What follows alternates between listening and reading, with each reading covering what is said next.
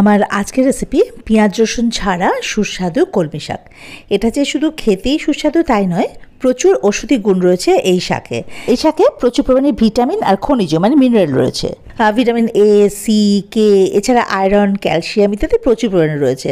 আর এটা low calorie আর কি। তো মোটামুটি যারা একটা হেলদি ডায়েট চান তারা কিন্তু খাদ্য তালিকায় এই শাকটা অ্যাড করতেই পারেন। আর আমি যেভাবে আজকে করেছি শাকটা রান্না, সেভাবে যদি রান্না করে থাকেন তাহলে দেখবেন যে শাকটা খেতেও কিন্তু ভীষণ ভালো লাগে। তো চলুন দেরি না করে রান্নাটা শুরু করা যাক। তো এর জন্য আমি কলমি শাক নিয়েছি 2 আঁটি মতো। শাকটা আগে ভালো করে কুচিয়ে নিয়ে সেটা খুব ভালোভাবে বেশ কয়েকবার ধুয়ে নিয়েছি, কারণ শাকে তো প্রচুর নোংরা থাকে। তো শাকটা ধুয়ে নিয়েছি। আর এদিকে 2টো মাঝারি সাইজের আলু, এগুলো খোসা ছাড়িয়ে ছোটো ছোটো ডুমো ডুমো করে কেটে নিয়েছি। এবারে একটা ভাজা মশলা তৈরি করে নেবো। তার জন্য একটা চাটুর মধ্যে আমি ওই জিরে 1 টিস্পুন আর ধনে 1 টিস্পুন, গোটা জিরে আর গোটা ধনে নিয়ে নিয়েছি। এগুলো একটুখানি ভাজা ভাজা করে নেবো যতক্ষণ অবধি এটা কালারটা চেঞ্জ হয়ে যাচ্ছে, একটা ভালো গন্ধ বেরোচ্ছে আর কি। এই যে দেখুন, এটা কালারটা কিন্তু একদম চেঞ্জ হয়ে গেছে। ফ্লেমটা মিডিয়ামে করে মশলাটা ভেজে নিতে হবে। দেখতে হবে যেন পুড়ে না যায়, পুড়ে গেলে কিন্তু আবার একদম খারাপ হয়ে যাবে। এবার এটা ঠান্ডা করে গুঁড়ো করে নেবো। এবার তো রান্নাটা শুরু করতে হবে। তার জন্য ওখানে কড়াই বসিয়ে তাতে 2 টেবিলস্পুন মতো সর্ষের তেল দিলাম। খুব বেশি তেল লাগে না শাকে।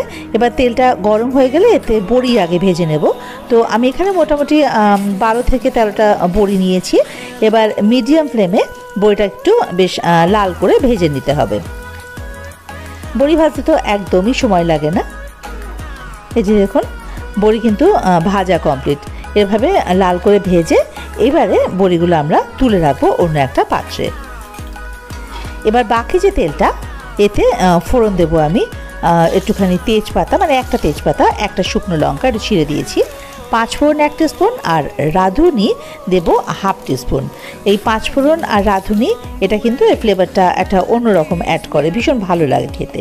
তো কয়েক সেকেন্ড একটু ভাজা ভাজা হয়ে গেলে এবারে এর মধ্যে কেটে ধুয়ে রাখা যে আলুগুলো সেগুলো দিয়ে দেবো। এবারে আলুগুলো একটুখানি হাই ফ্লেমে বেশ একটু লাল করে ভেজে নেব। তো আলুগুলো যেহেতু ছোট ছোট করে কাটা, তাই এটা কিন্তু ভাজতে ভাজতেই বেশ একটু নরম হয়ে যায়। এই যে দেখুন, মোটামুটি মিনিট 2 সময় লেগেছে, আলুটা ভাজা হয়ে গেছে। কালারটা দেখে বুঝতে পারছেন আলু ভাজা কমপ্লিট। এবারে এর মধ্যে ওই কেটে ধুয়ে জল ঝরিয়ে রাখা শাকগুলো দিয়ে দেবো স্বাদ মতো নুন। আগে খুব বেশি নুন দেবো না, আমি এখানে 1 টিস্পুন দিলাম, কারণ রান্না করতে করতে শাকটা তো অনেকটাই কমে যায়, তাই লাগলে তখন আবার দেওয়া যাবে আর কি। আর এর মধ্যে হলুদ দিয়ে দিলাম আমি, হলুদ ওই 1 টিস্পুন দিয়েছি। আর চিনি দিলাম 1 টিস্পুন।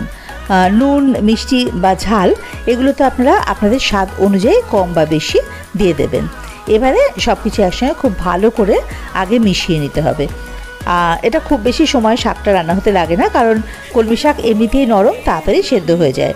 তো এবারে ফ্লেমটাকে মিডিয়াম টু লোতে করে ঢাকা দিয়ে রেখে দেবো ওই মিনিট 5-7। মিনিট 5-7 পর ঢাকাটা খুলে নিলাম। দেখুন, জলটা কিন্তু যেটুকু বেরিয়েছিল সেটুকু একেবারে শুকিয়ে গেছে, আর শাকও সেদ্ধ হয়ে গেছে। আর আলু তো সেদ্ধ হয়েই গেছে, কারণ আমি আগেই বললাম যে আলুটা যেহেতু খুব ছোট ছোট করে কাটা, এটা কিন্তু ভাজতে ভাজতেই নরম হয়ে যায়। এই যে দেখুন, আলু একদম সেদ্ধ হয়ে গেছে। তো এটা মোটামুটি হয়ে এসছে।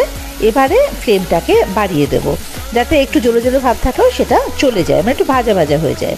এবার দিয়ে দেবো এর মধ্যে ওই ভেজে রাখা বড়িগুলো কিন্তু আমি একটু আধ ভাঙা করে নিয়েছি।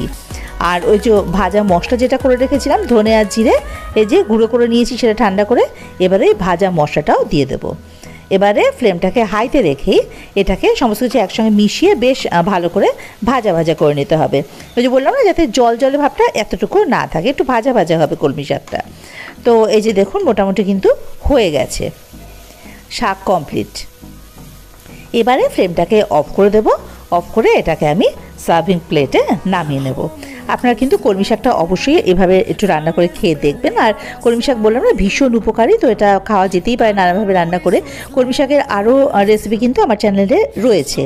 তো এই রেসিপিটা আপনাদের কেমন লাগলো এটাও কিন্তু আমাকে কমেন্ট বক্সে জানাতে ভুলবেন না। আর যারা নতুন তাদের বলি, যদি আমার রেসিপিটা বা অন্যান্য রেসিপিগুলো পছন্দ হয় তাহলে অবশ্যই আমার চ্যানেলটা সাবস্ক্রাইব করে আমার পাশে থাকুন, আর বেল আইকনটা ক্লিক করে দিন ফার্দার নোটিফিকেশনের জন্য।